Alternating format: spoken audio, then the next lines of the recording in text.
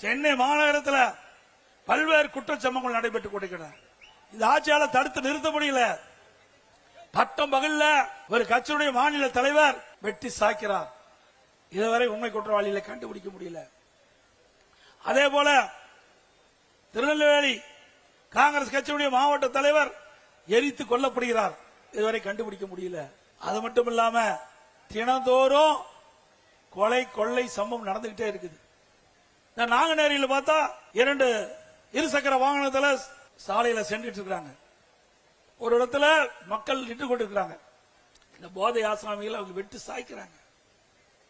இப்படிப்பட்ட சம்பவம் தமிழகத்தில் நிலவிக் கொண்டிருக்கின்றது. திராவிட முன்னேற்ற கழக ஆட்சியில பெண் பிள்ளைகள் வெளியிலே சென்று வீடு திரும்பினா தான் நிஜம்.